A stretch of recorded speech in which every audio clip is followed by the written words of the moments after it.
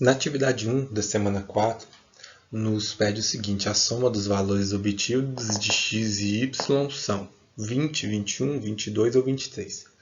E abaixo, a atividade nos oferece aí uma visualização de dois triângulos semelhantes. Do lado aqui, afirmando que os ângulos A e o ângulo A', assim como o ângulo C e o ângulo C' e o ângulo D e o ângulo D', eles são ângulos semelhantes. E aí tem o triângulo ADC, que é de lado 12, 14 y, e o triângulo A', D', C', que é de lado x, 7 e 8. Pessoal, essa informação do lado aqui, que os ângulos são semelhantes, é a mais importante do nosso exercício. Porque no visual já dá para encontrarmos esse resultado.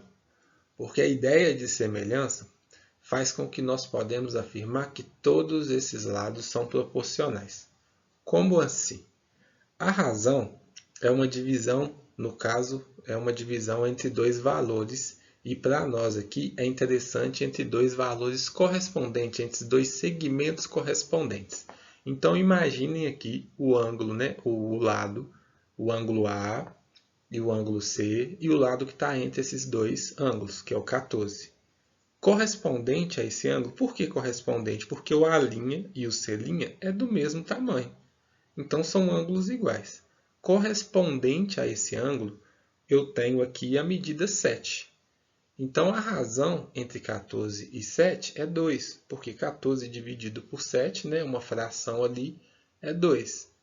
Consequentemente, por esses triângulos serem semelhantes, eu poderia afirmar que a razão entre todos os lados é 2.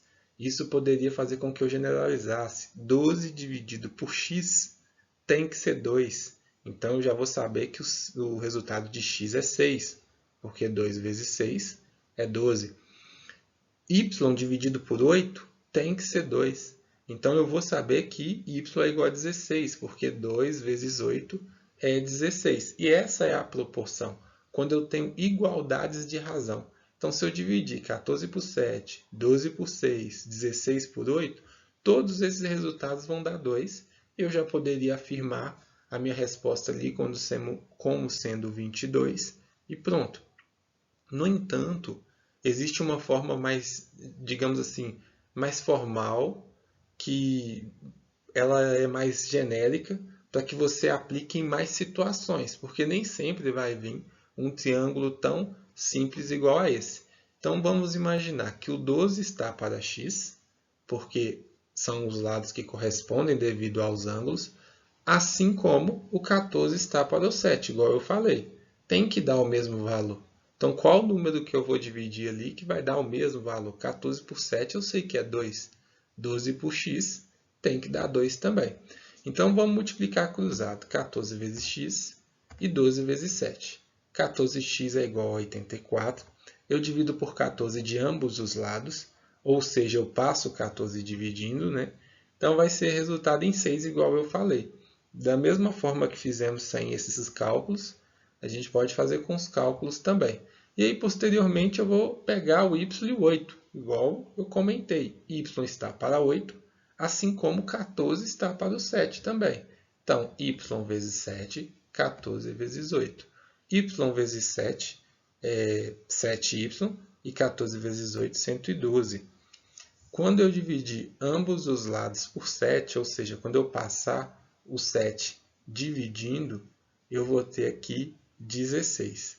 Eu já encontrei o valor de x, já encontrei o valor de y. X mais y, 6 mais 16, é igual a 22, como eu havia mencionado.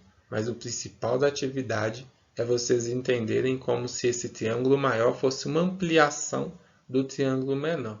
E quando você amplia algo, você tem que manter as propriedades. Você não pode aumentar um lado mais que o outro. Se você aumentou, se você multiplicou um lado por 2, todos os lados vão ter que estar multiplicados por 2. Se fosse por 3, todos os lados teriam que ser 3 vezes. Então, essa é a ideia.